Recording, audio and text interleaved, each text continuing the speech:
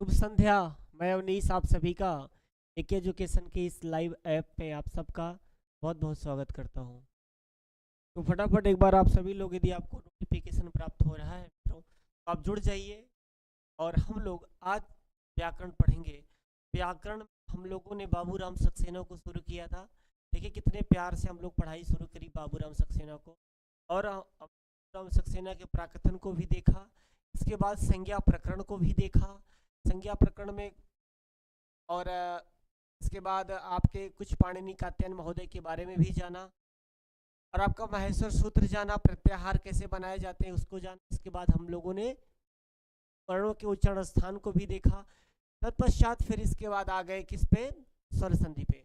तो स्वर संधि हम लोगों ने समाप्त करी। दीर्घ संधि पढ़ी, गुण संधि पढ़ी, अयादि संधि पढ़ी, पर रूप संधि पढ़ी, पूर्व रूप संधि पढ़ी, प्रकृत भाव संधि पढ़ी। वहां से एक सवाल आपके लिए यह भी आता है कि 5 संधियां, मतलब स्वर संधि के अंतर्गत कितनी संधियां आती हैं।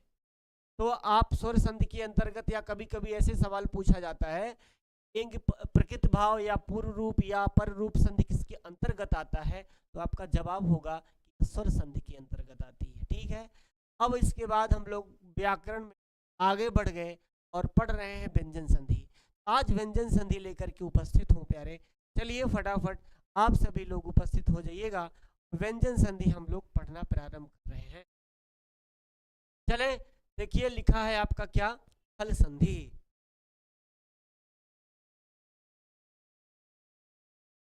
क्या लिखा है, हल संधि।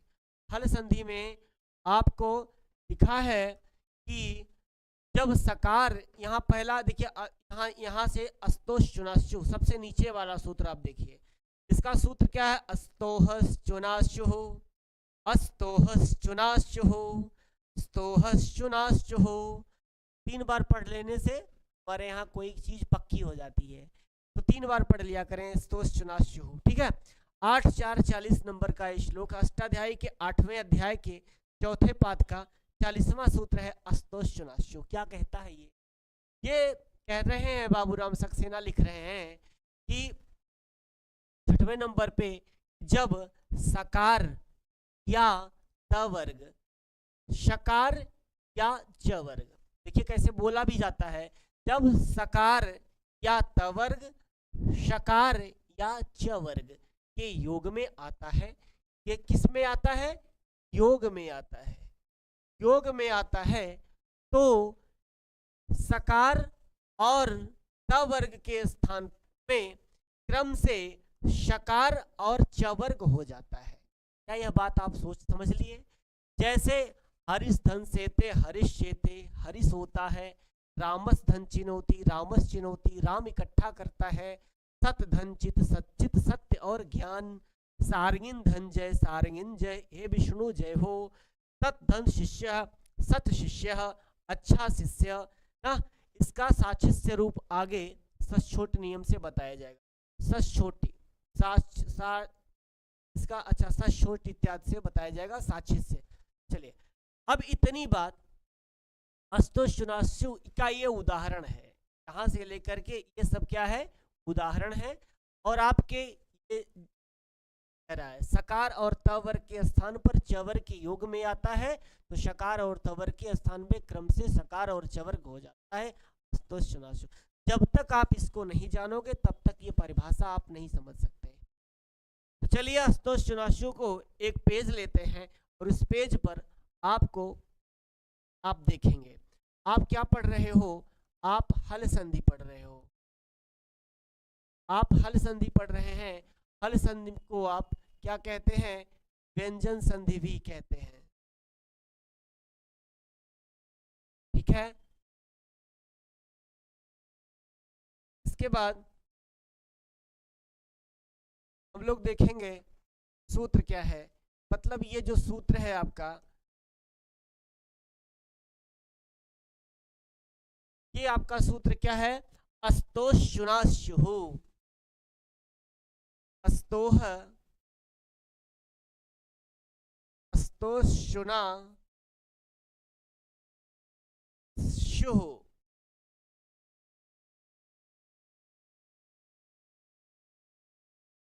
अस्तोषणास्युः।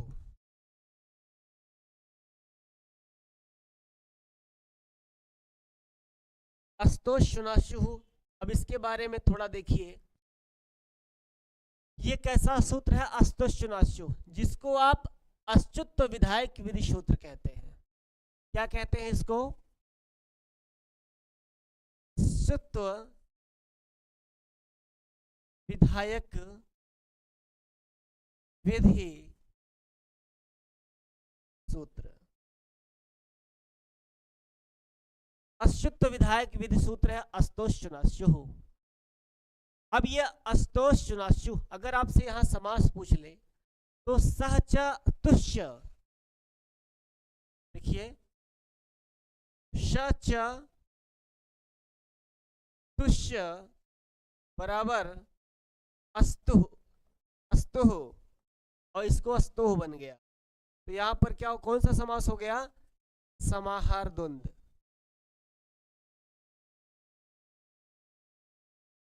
समाहार द्वंद्व समास हो गया। स च तुष्य स्तुः समाहार द्वंद्व समास हो गया। दूसरा आपका श च चुष्य, इसकी बात करें अगर, इसमें देख लें तो स च चुष्य, यहां पर भी आपका क्या बन गया? शुः। ये भी क्या होगा? ये भी आपका समाहार द्वंद्व समास। अब अस्तोषणास्युः, अस्तोह में कौन सी विभक्ति लगी है? अस्तोह में आपकी विभक्ति षष्ठी है। अस्तोह में कौन सी विभक्ति लगी है? षष्ठी विभक्ति। अश्विना में तृतीया और शुः में प्रथमा। अस्तोषणास्युः, षष्ठी, तृतीया और प्रथमा। तो ये आपका कंप्लीट हो गया। कितने पद मिलकर के बने हैं आप यहीं लिख सकते हो। अस्तोषणास्युः में कितने पद हैं? तो आप कह सकते हो कि 3 पद हैं। इतनी बात क्लियर हो गई। अब आप परिभाषा देखें, परिभाषा क्या कहता है? परिभाषा के तरफ ध्यान आकर्षित करिए, अपना परिभाषा को समझने का प्रयास करें। परिभाषा क्या कहता है? कहते हैं कि जब सकार या त वर्ग के पहले, परिभाषा अब यहां देखें,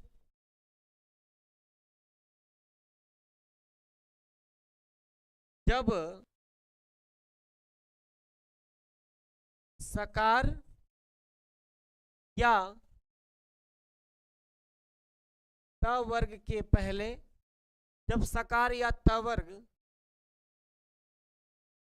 जब सकार या त वर्ग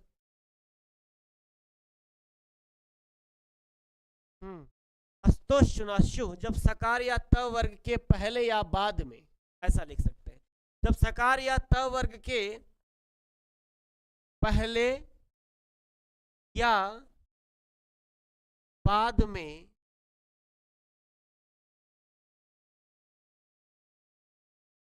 सकार या च वर्ग आता है,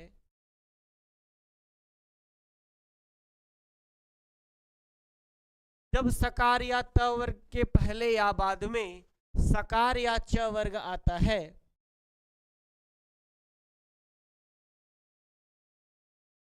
च वर्ग का, सकार या च वर्ग का योग होने पर, ऐसा लिखते हैं। ये ज्यादा सही होगा, नहीं तो फिर बाद में चल के दिक्कत हो जाएगी। लिखा है कि जब सकार या त वर्ग के पहले या बाद में सकार या च वर्ग का योग होता है,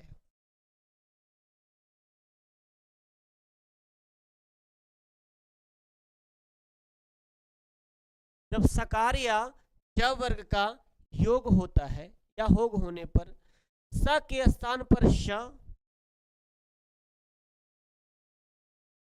तो स के स्थान पर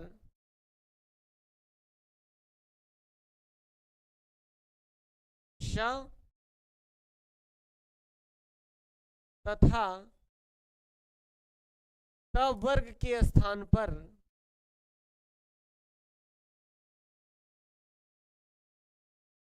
च वर्ग हो जाता है।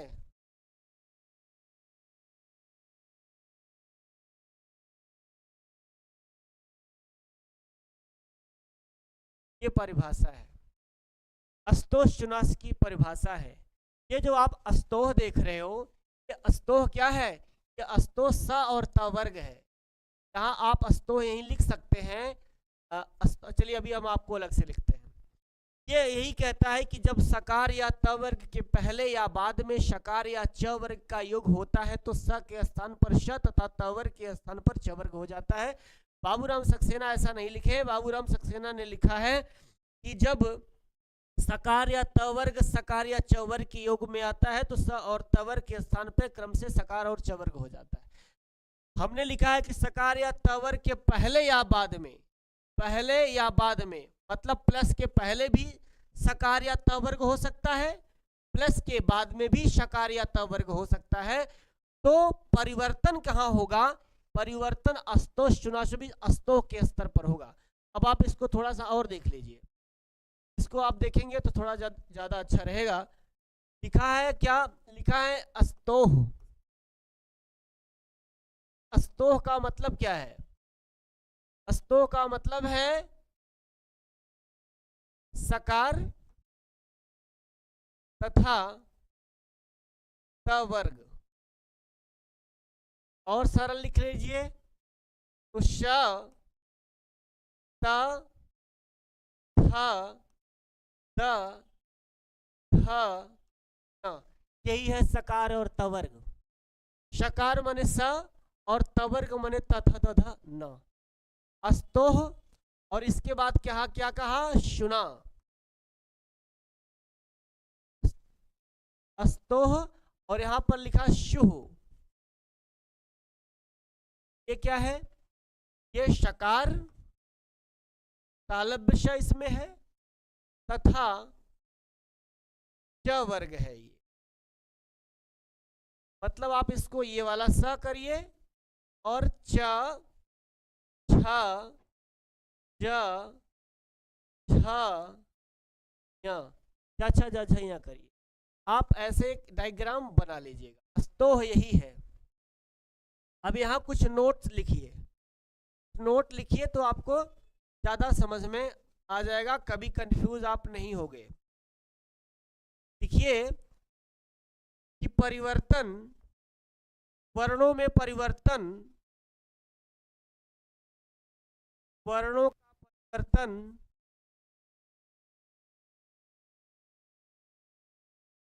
केवल अस्तोह का ही होगा।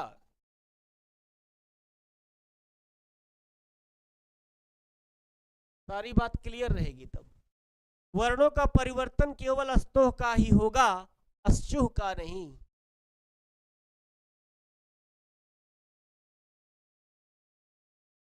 अच्छा इसको मत लिखिए। वर्णों का परिवर्तन केवल अस्तोह का ही होगा, मतलब ये सकार और त वर्ग जब इस ये वाला दंती सा का योग जब इस वाले तालब्य स से होगा, या इस त वर्ग का तथा के किसी वर्ग का योग जब चछा जझन्ना के चछा जझैया के किसी वर्ग में होगा, योग होगा, तो फिर क्या होगा? इस स के स्थान पर ये वाला श हो जाएगा और इस त वर्ग के स्थान पे च वर्ग हो जाएगा। इतनी बात आपको जाननी थी, इतनी बात कही। और एक बात और कहा, योग होने पर, एक बात ध्यान रखना कि उन्होंने कहा योग होने पर, पहले या बाद में च वर्ग योग होने पर। ऐसा नहीं कहा गया कि जैसे आप सूत्र पढ़ते थे स्वर संधि में, आ के बाद अ आने पर, आ के बाद ई आने पर, आ के बाद ए आने पर, आ के बाद री आने पर, ऐसा नहीं कहा। क्या कहा गया? ये बात कही गई कि योग होने पर वह योग प्लस के इधर सकार और त वर्ग हो सकता है या प्लस के इधर शकार और त वर्ग हो सकता है। बस यहाँ योग का अर्थ होता है मिलने पर, इतनी बात समझना। यहाँ योग का अर्थ क्या होता है? मिलने पर, मिलान होने पर। जैसे इधर से गंगा जी जाती है, इधर से यमुना जी आती हैं, तो क्या कहोगे आप? गंगा यमुना का योग हुआ, गंगा और यमुना का मिलन हुआ। बस इधर का वर्ण हो चाहे इधर का वर्ण, योग हो जाए, इससे यह मतलब नहीं है कौन किसके पहले आए कौन किसके बाद में आए, इससे मतलब यहाँ नहीं है। क्लियर, स्पष्ट बात। यहाँ सिर्फ बात यही है कि योग हो जाए, चाहे वो स त वर्ग इधर प्लस के हो चाहे यह हो, परिवर्तन यही अस्तोह ही होगा। इसलिए हमने आपको लिख दिया यहाँ पर कि वर्णों का परिवर्तन केवल अस्तोह का ही होगा, केवल यही बदलेगा, ये नहीं बदलेगा, इसके स्थान पर यही आ जाएगा। यही बात सही है। अब परिभाषा देखें, अब उदाहरण देखें तो आपका एकदम क्लियर हो जाएगा, कोई डाउट नहीं रह जाएगा उसके अंदर। चलिए उदाहरण, आप एक एक उदाहरण देख लीजिए, फटाफट आप बनाते चले जाइए। जैसे पहला उदाहरण उन्होंने लिखा है कि हरिश धन सेते। क्या लिखा पहला उदाहरण कि हरिश धन शेते। अब देखिए ये जो हरिश का सकार आप देख रहे हैं ये अस्तोह है, ये है, और ये जो आप ये देख रहे हो शेते का सा, ये श है। तो क्या कहा, ये क्या कहता है, कहता है सकार जब सकार या त वर्ग का योग, जब सकार या त वर्ग पहले या बाद में शकार या त वर्ग का योग हो, मिलन हो, तो सकार के स्थान पर शकार हो जाता है और तकार त वर्ग के स्थान पर च वर्ग हो जाता है। ये अस्तोश्चुनाश्यु कहता है। अब देखिए हरिश में ये जो स है, ये स किसका है, अस्तोह का है। अस्तोह सूत्र में क्या है, अस्तोह सूत्र में ये स है और ये तथा दध त वर्ग है, ये तथा दध न। यहाँ देखिए स जो आया यही वाला तो स है, मतलब ये अस्तोह का है। क्लियर हो गया। इसके आगे शेते लिखा है, तो शेते का क्या, शेते में ये वाला जो स है इसका, तो इस स का और इस स का क्या हुआ, दोनों का क्या हुआ, योग हुआ। मिलने पर हुआ कि नहीं, चाहे वो प्लस के अगर इधर है चाहे ये प्लस के उधर है। अभी कोई उदाहरण आपको ऐसा भी हम बताएंगे जो प्लस के उधर भी होगा या प्लस के इधर भी होगा। बस इतना नियम कानून है इसमें, लेकिन जो केवल इतना जानता है कि अस्तोश्चुनाश्यु यही कहता है कि सकार या त वर्ग का योग जब शकार या च वर्ग में हो तो सकार के स्थान पर शकार हो जाए, त वर्ग के स्थान पर च वर्ग हो जाए। उदाहरण हरिश्चेते बन गया हरिश्चेते। इतना कॉमन है, कॉमन सी बात है बस, लेकिन समझने के लिए, कंफ्यूजन दूर करने के लिए मुझे इतना बोलना पड़ता है। तो हरिश धन सेते बन गया। अब इस हरिश के इस वाले स के स्थान पर कौन सा स आ जाएगा, जब इसका योग हुआ इसके स्थान पर ये वाला स आ जाएगा। तो क्या बन जाएगा आपका, बन जाएगा हरिश, क्या बन जाएगा, हरिश धन शेते, यही हो जाएगा। तो आप जब मिला दोगे तो क्या बन जाएगा, हरिश शेते, हरिश शेते, यही है ना। यही देखिए आपका बन गया अस्तोश्चुनाश्यु से हरिश्चेते, हरिश्चेते, हरिश्चेते, यही आपका बन गया हरिश्चेते। दूसरा उदाहरण इन्होंने दिया कि रामस धन चिनोती, ये पहला उदाहरण था। दूसरा उदाहरण इन्होंने दिया क्या, रामस धन चिनोती। इसको देख लीजिए। चलिए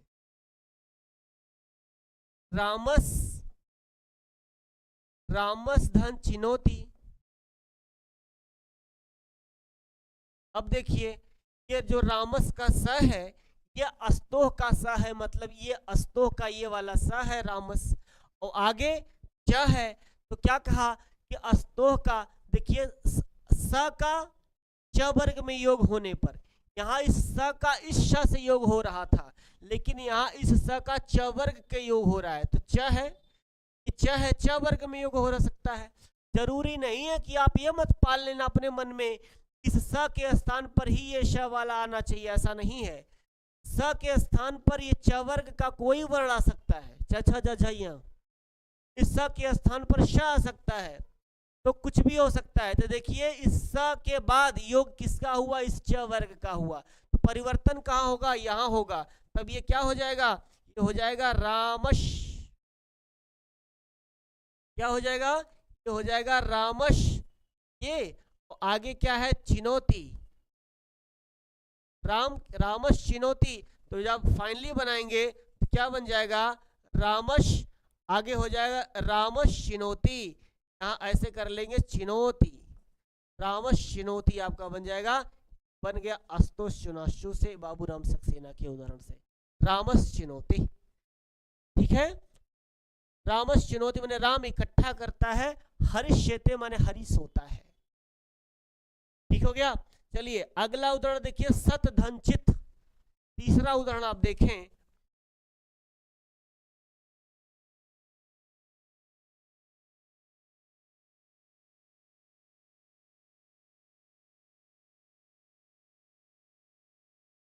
तीसरा उदाहरण आप देखिए। तीसरा उदाहरण क्या है? तीसरा उदाहरण है कि सत धन चित।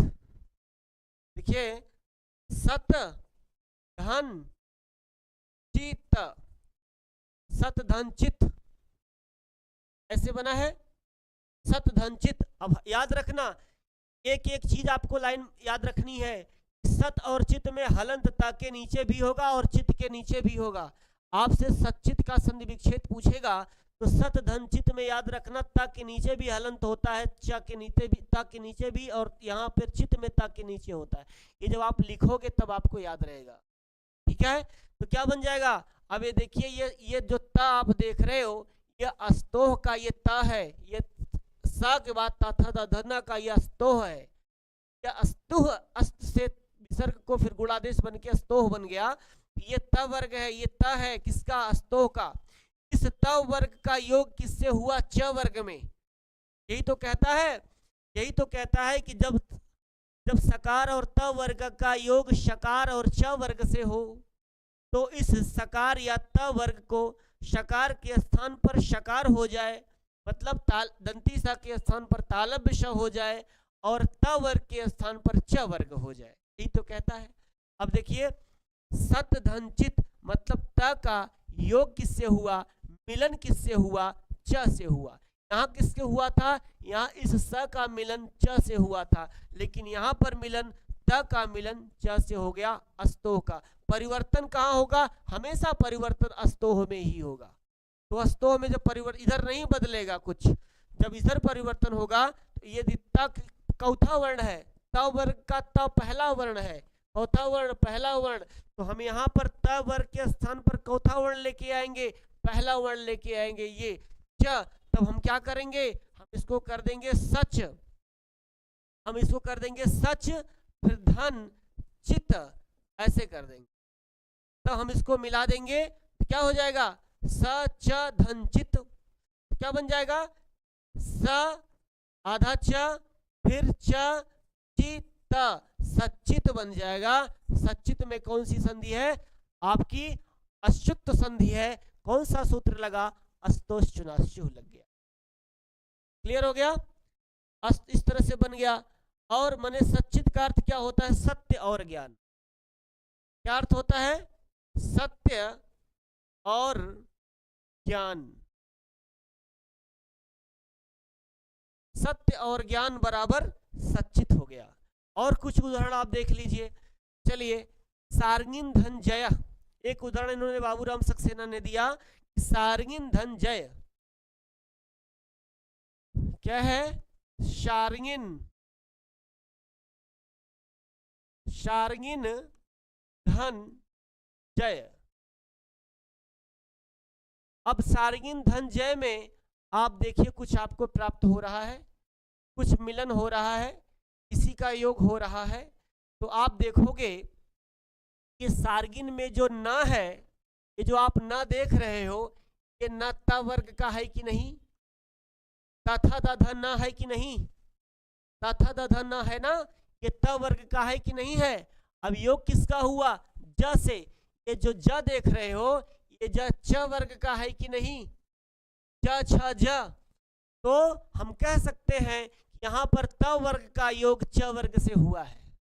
कह सकते हैं ना कि त वर्ग का योग, मतलब ये जो न है ये तथा दधा न है, तो त वर्ग का हुआ। और ये छ छ ज झ का ये च वर्ग का ज है, तो त वर्ग का योग च वर्ग से बिल्कुल हो गया। हो गया ना? तो परिवर्तन कहाँ होगा? परिवर्तन च वर्ग में होगा कि परिवर्तन त वर्ग में होगा? तो आप कहो परिवर्तन त वर्ग में होगा। क्यों? आपको पहले हमने बता दिया कि परिवर्तन अस्तोह में ही होगा। हमेशा अस्तोह में ही परिवर्तन होगा। जब परिवर्तन अस्तोह का होगा तब क्या हो जाएगा? तब ये सारंगीन है।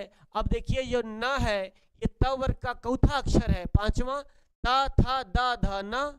तो हम यहाँ पर च वर्ग का कौन सा अक्षर उतारेंगे, पांचवा, तो क्या बन जाएगा, चार इन बन जाएगा सारंगीय, चाछा जा झ न उतरेगा तो सारंगीय बन गया, सारंगीन झन जय, ऐसे का ऐसा है रे। आप देखिए यहाँ यह क्यों आ गया, यह च वर्ग का पंचमा अक्षर आ गया, क्यों, क्योंकि ये त वर्ग का पांचवा अक्षर था, तो जब हमको बदलना है इसको तो च वर्ग का पांचवा अक्षर लेके आएंगे, पांचवा अक्षर क्या होगा, यह होगा, तो बन गया सारंगी धन जय। अब इसको हम मिला देंगे तो क्या बन जाएगा,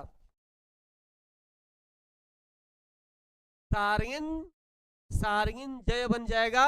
अगर आप यहाँ विसर्ग लगाओगे तो सारंगिन जय बन जाएगा, ठीक है, सारंगिन जय बन जाएगा, सारंगिन जय मतलब हे विष्णु जय हो, सारंगिन जय क्या हो जाएगा, हे विष्णु, हे विष्णु जय हो, हे विष्णु जय हो, सारंगिन जय आपका बन गया। अब कोई उदाहरण और बचा है, सतधन शिष्य बचा है, ये भी देख लीजिए, सतधन शिष्य,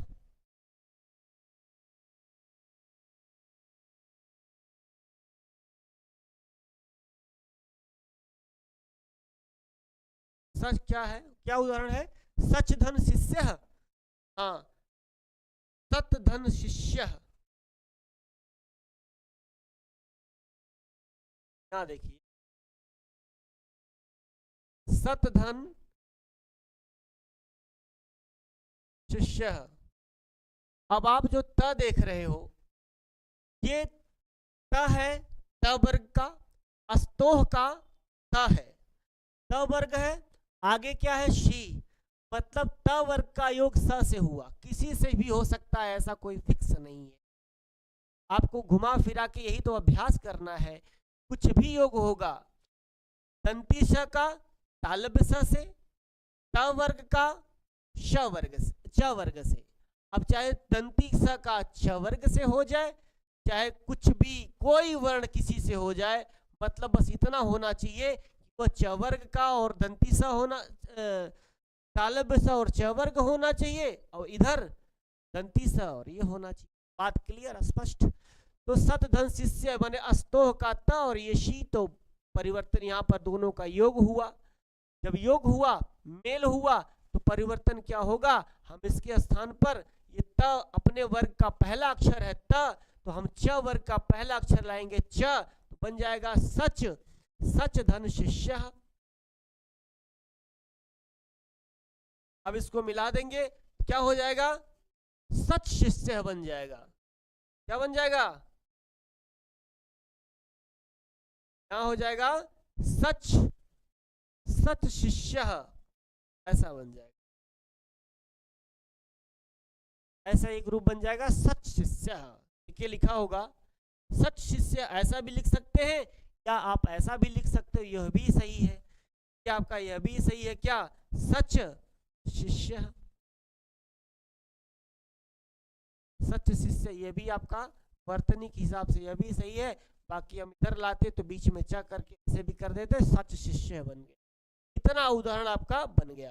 कुछ और उदाहरण आप देख लीजिए, जैसे दुष्धन चरित्र है, अन्य उदाहरण देख लीजिए, क्या, दुष्धन, दुष्धन चरित्र, दुष्धन चरित्र है। अभी देखिए स का, यह अस्तोह का स है, इसका योग च वर्ग से हुआ, तो हम इसके स्थान पर क्या कर देंगे, दुष कर देंगे, दुष्धन चरित्र कर देंगे, तो ये क्या बन जाएगा, दुष्चरित्र बन जाएगा, क्या बन जाएगा, दुष्चरित्र, मतलब किसी का चरित्र कैसा है, वह दुष्चरित्र वाला है, ऐसा दुष्चरित्र भी बन जाएगा। इसी तरह से उद्धन ज्वलह, आपका क्या बनेगा, उद्धन ज्वलह भी बन सकता है, उद्धन, उद्धन ज्वलह, ऐसा कर लेंगे। अब आप जो उज्ज्वल उद्धन ज्वलह करते हो, ये जो द है, ये द किसका है, ये त वर्ग का है, त वर्ग का ता था द, अस्तोह का है कि नहीं है, ता था द तीसरा अक्षर है ना, वो आगे क्या है ज, तो च वर्ग का माने त वर्ग का योग च वर्ग में हुआ, त वर्ग वाले अक्षर का योग च वर्ग वाले अक्षर से हुआ, बिल्कुल हो गया। तो हम इसको परिवर्तन कहाँ करेंगे, यहाँ करेंगे। ये द चौथा अक्षर है त वर्ग का, त थ द तीसरा है। तो जब बदलेगा, द के स्थान पर बदलेगा, क्या बदलेगा, च छ ज बनेगा। तो यहाँ बन जाएगा उज, उज बन जाएगा, उज धन ज्वल, ऐसा बनता है उज धन ज्वलह। जब आप इसको मिलाओगे, ये आधा ज है, ये बार आधा ज है, इसके बाद वह है, इसके बाद ल है। आपसे परीक्षा में यहाँ से शुद्ध और अशुद्ध से भी सवाल पूछे जाते हैं। उज्ज्वल में कौन सा उज्ज्वल शुद्ध है, तो याद रखना उज्ज्वल में डबल ज होता है, डबल ज आधा आधा होता है, उज्ज्वल है बनता है। संधि विच्छेद क्या होगा, उद्धन ज्वल। तो आपका प्यारे उद्धन ज्वल उज्ज्वल बन गया, ठीक है। इसी तरह से उत्धन चारणम बना सकते हैं आप, क्या बना सकते हैं, उत्धन चारणम। ये भी आप देख लीजिए एक उदाहरण,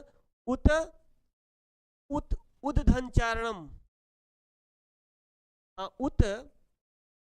उत्धन चारणम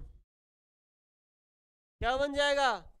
अभी देखिए ये त है, आगे च है, तो त को हम किस में बदलेंगे, त पहला वर्ण है तो च के पहले वर्ण में कर लेंगे उच्च, उच्च धन चारणम।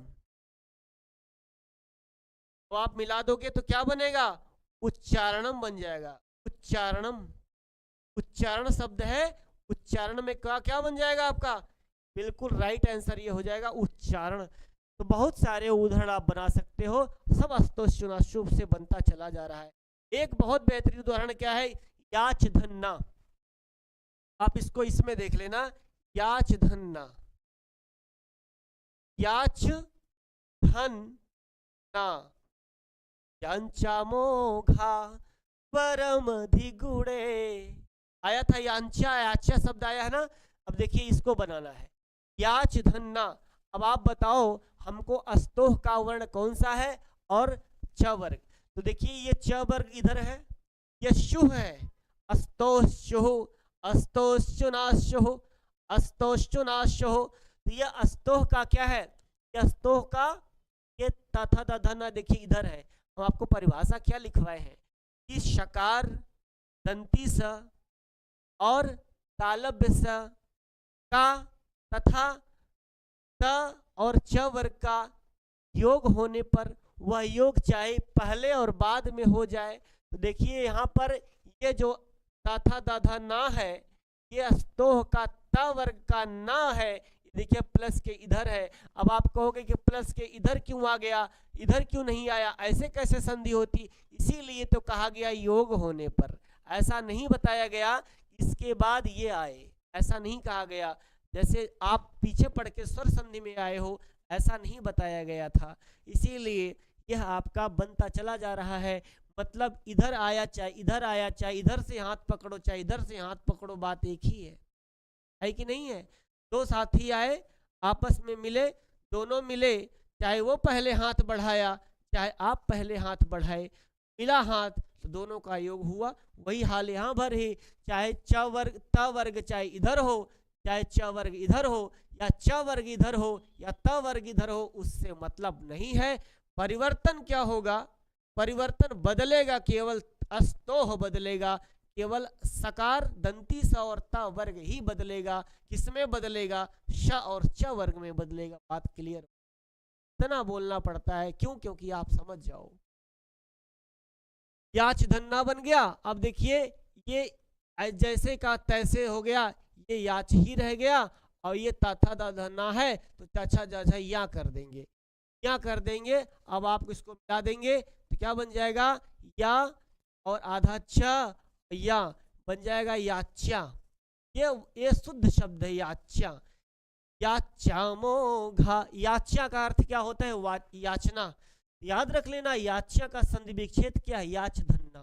क्या बन गया, याच्या, याच्या, याच्या। सूत्र से अस्तोषुनाशु कंप्लीट हुआ। एक सूत्र आपने अस्तोषुनाशु कंप्लीट कर लिया।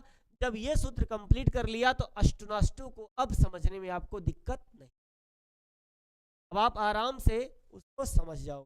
चलिए इसके बाद देखिए बाबूराम सक्सेना ने कुछ उदाहरण और दिया है।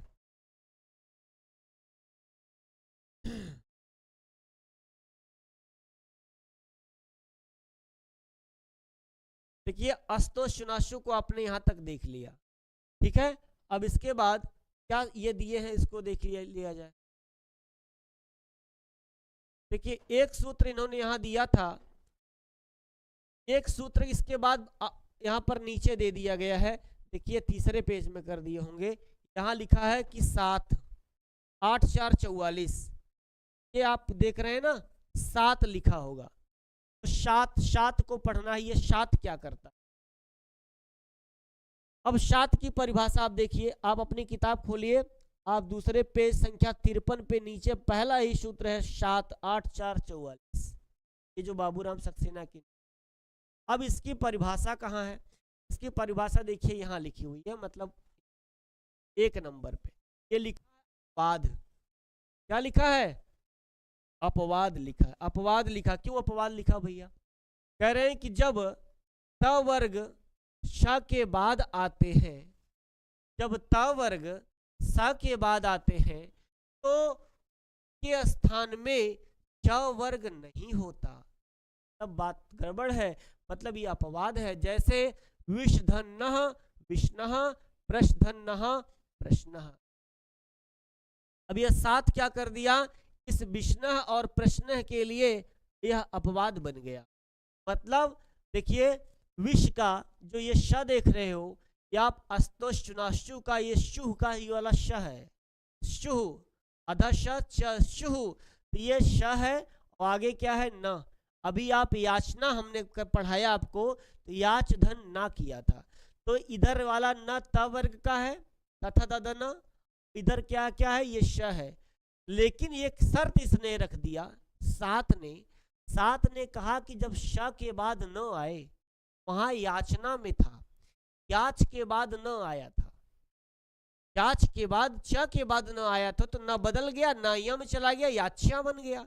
लेकिन इसने कहा, 7 ने कहा कि जब तवर्ग श के बाद आता है, जब तवर्ग श के, देखिए पहले विष है, पहले स आया, स के बाद न आया, है ना। यही लिखा है कि जब तवर्ग स के बाद आते हैं के स्थान पर चवर्ग नहीं होता। जब चवर्ग नहीं होगा तो क्या होगा? कुछ नहीं होगा, कोई परिवर्तन नहीं होगा, ये विष्णु ही रह जाएगा, प्रश्नधन्य होके ये प्रश्न ही रह जाएगा, यहाँ कोई परिवर्तन नहीं होता। आइए थोड़ा सा 7 को समझ लें, यही बात आपको बतानी है, बस थोड़ा सा आप 7 के बारे में समझ लीजिए। क्या है? 7 है, मतलब अच्युत निषेधक विधि सूत्र है। ये सूत्र आपका है 7 सूत्र है, मतलब ये सूत्र क्या है? अच्युत निषेधक विधि सूत्र है। अच्युत संधि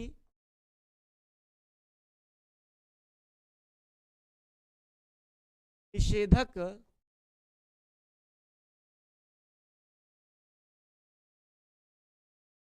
विधि सूत्र है।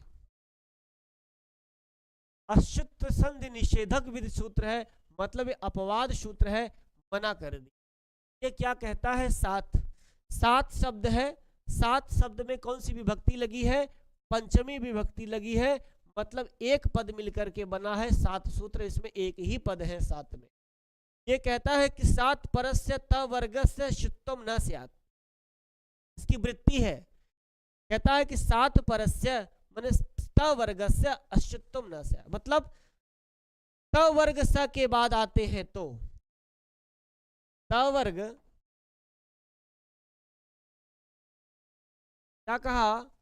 परिभाषा क्या कहा इसने?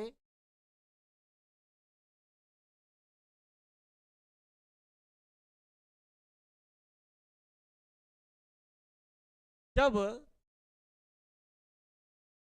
स के बाद,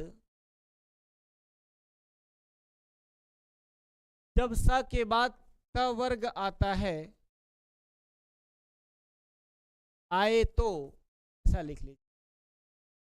जब स के बाद त वर्ग आए तो, जब स के बाद,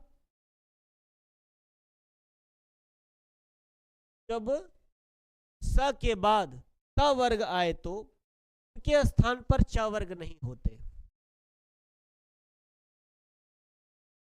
तो उनके स्थान पर च वर्ग आदेश नहीं होता।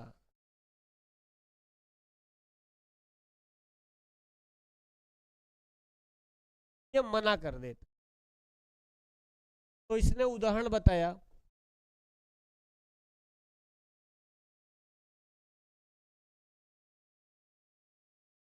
यहां कहा कि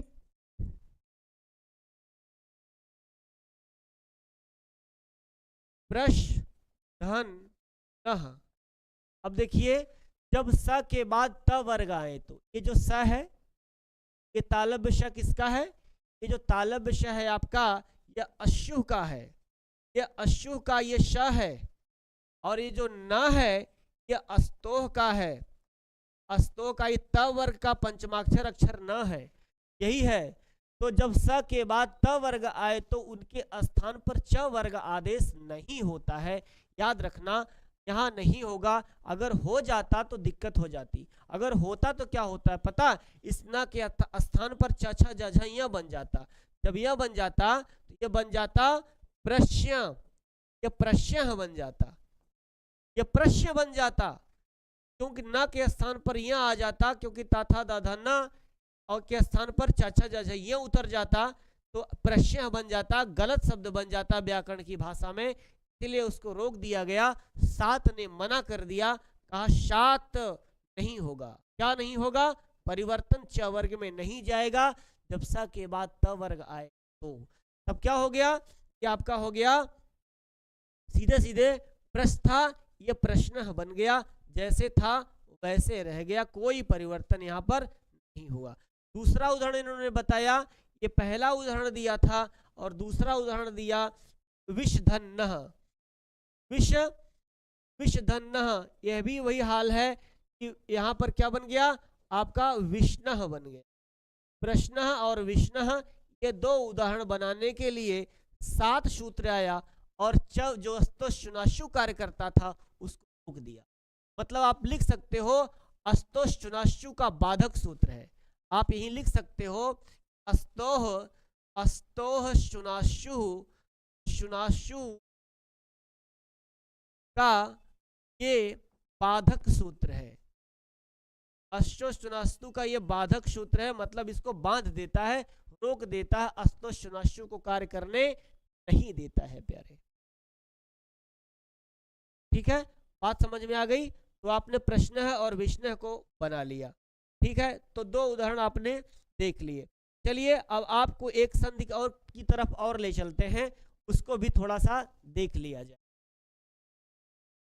लिखा है अष्टुनाष्टु, 7 के बाद अष्टुनाष्टु आ गया। ये वाला दूसरा पॉइंट आपका आ गया अष्टुनाष्टु।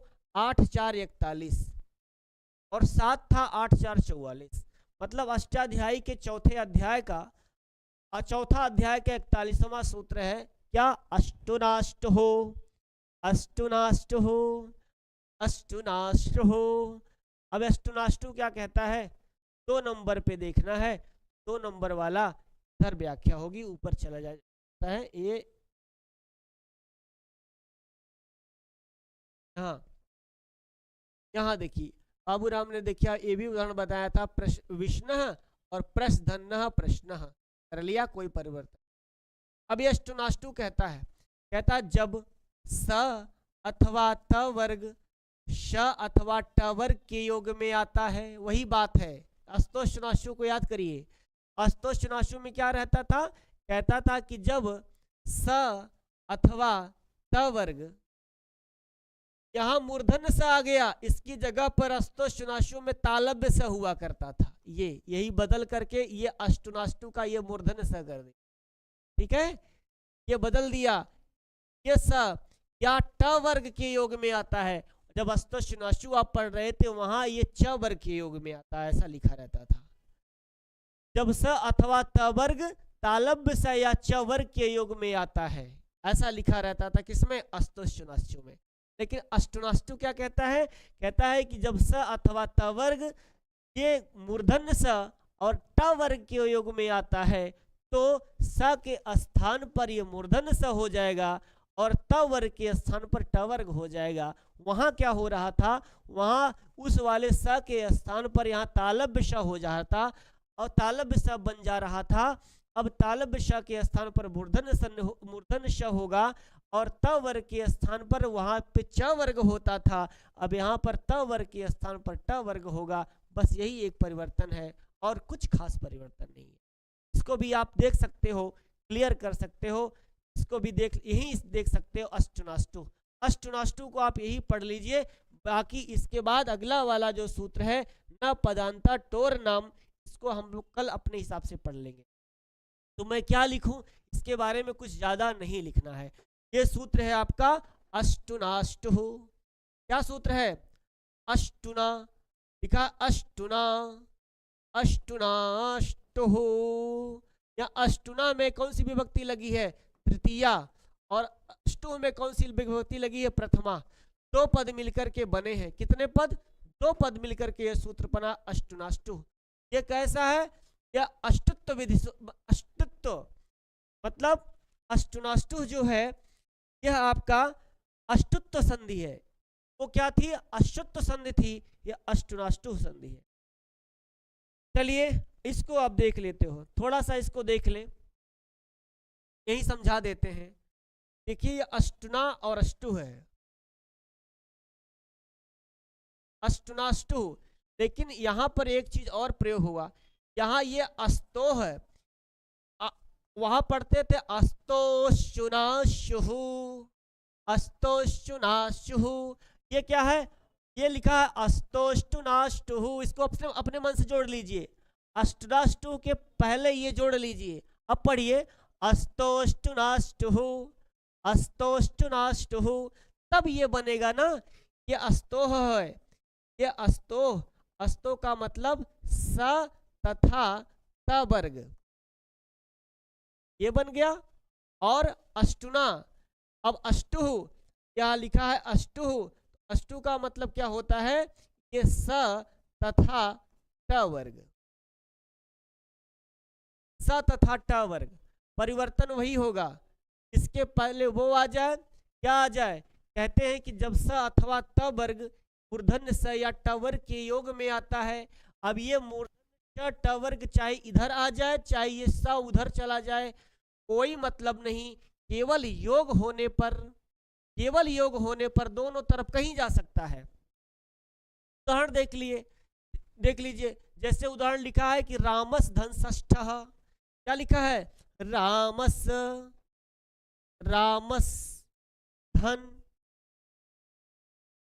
रामस धन षष्ठ। अब देखिए ये जो रामस का स है ये अस्तोह है, और इसके बाद ये जो स है ये अष्टुनाष्टु का स है। इस स का योग किस स से हुआ, मूर्धन्य स से हुआ। तब इस स के स्थान पर कौन सा स आएगा, जब अस्तोष्टुनाष्टु पढ़ते थे तो इस स के स्थान पर तालव्य श लाते थे। यहाँ क्या आप लाएंगे, यहाँ लाएंगे राम, और ये वाला स लाएंगे मूर्धन्य स, रामस धन षष्ठ, ऐसा कर देंगे। तब क्या बन जाएगा, आपका बन जाएगा रामषष्ठः, रामषष्ठः, राम छठवां है, राम छठवां है, राम छठवें नंबर पर है। देखिए लिखा है रामषष्ठः, रामषष्ठः, ऐसा आपका बन जाएगा राम छठवां है। इसी तरह से लिखा है रामस टीकते, रामस टीकते, यहाँ आप देख लीजिए रामस, रामस धन टीकते, रामस धन टीकते बन गया। अब इस रामस के स्थान पर ये वाला स हो गया रामस और आगे हो गया टीकते। तो देखिए ये वाला स का योग ट वर्ग में हुआ। जब अस्तोष्टुनाष्टु पढ़ते थे तो इस वाले स का योग च वर्ग में होता था। हम आपको हमेशा याद दिलाते चल रहे हैं। यहाँ पर ज्यादा बोलना पड़ रहा है ना, मुझे बहुत मेहनत करनी पड़ रही, इसलिए बार बार बोल रहे हैं, तो आपको समझ में आ जाना चाहिए। अब आप लाइव होते तो कहते सर बहुत हो गया, अब आप ना बताओ मुझे, इसलिए आप नहीं सुनते हो मुझे, इसलिए हमें ज़्यादा बोलना पड़ता है। आप लाइव आ जाया करो तो हम कम बोलेंगे। क्योंकि हमारा जितना हम बोलते उतनी मेरी प्राण वायु निकलती है, उतनी थकान होती है। तो रामस धन टीकते बन गया। अब ये रामस धन टीकते बन गया तो आपका क्या बन जाएगा, आप मिला दोगे तो हो जाएगा रामष्टिकते। रामष्टिकते का अर्थ क्या होता है, राम जाता है। देखिए लिखा है रामष्टिकते मतलब राम जाता है, बन गया आपका। इसी तरह से तत् धन टीका, तत् टीका बन जाएगा। देखिए तत् क्या हुआ, तत् धन, यहाँ पर तत् धन टीका। देखिए ये तत् जो है ये अस्तोह का है कि नहीं, ये अस्तोह का त है और आगे त वर्ग से मिला। जब परिवर्तन हुआ किसमें परिवर्तन होगा, यस्ता के स्थान पर ट आ जाएगा, हो जाएगा तट धन टीका। और जब आप मिला दोगे तो यह आधा डबल ट हो जाएगा, बन जाएगा तट टीका। तट टीका मतलब उसने टीका, ऐसा तट टीका बन गया। इसी तरह से टीका मतलब व्याख्या। जैसे आप नहीं पढ़ते हो कि अष्टाध्यायी पर किसकी टीका है ना, लघु सिद्धांत कौमुदी पर, मध्य सिद्धांत कौमुदी पर किसकी टीका है, सबकी टीका है। इसीलिए तट टीका मतलब उसकी टीका। चक्रिन धन ढौक से, ये चक्रिन है, ये अस्तो का ताथा दाधा न है, आगे ढौक से का टाठा डाढ़ा ढ है।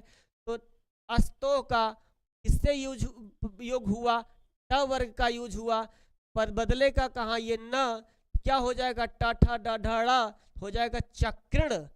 चक्रण धन ढौक से, यहाँ देखिए जो बीच में ड़ आ गया, ये ड़ कहाँ से आया, इस न पर ड़ आ गया, क्योंकि न ताथा दाधा न पांचवा अक्षर है, तो टाठा डाढ़ा पांचवा अक्षर बन जाएगा चक्रण ढौक से। हे कृष्ण तू जाता है। आगे लिखा है पेश धनता। पेश धनता को देखिए मूर्धन्य स का योग इधरता है, अब प्लस के इधर से इधर हो गया, कोई मतलब नहीं है। चाहे इधर का योग हो चाहे इधर का हो योग हो, उससे मतलब नहीं है। तो पेश धनता बन गया। इस यहाँ परिवर्तन होगा, यहाँ परिवर्तन नहीं होगा, परिवर्तन यहाँ होगा त वर्ग में, परिवर्तन अस्तोह में ही होगा। इसलिए ता को बदल गया। क्या ता पहला अक्षर है त वर्ग का, तो किसमें बदलेगा, ट वर्ग के पहले अक्षर में बदलेगा। तो जिस ता के स्थान पर क्या हो जाएगा, टा हो जाएगा। क्या बन जाएगा, पेष्टा। पेष्टा माने पीसने वाला। तो आपका अष्टोनाष्टु भी आपने समझ लिया, कुछ अष्टोनाष्टु में था नहीं। बस मित्रों आज की कक्षा को यहीं पर विराम करेंगे, पुनः आपसे अगली कक्षा मिलेंगे। ना पदांता टोर नाम, 3 सूत्र आपने पढ़ लिया, तो इस धीरे धीरे हम लोग व्यंजन संधि भी समाप्त कर देंगे, विसर्ग संधि भी समाप्त कर देंगे, तब इसके बाद हम कारक पढ़ेंगे। ठीक है, बहुत बहुत धन्यवाद।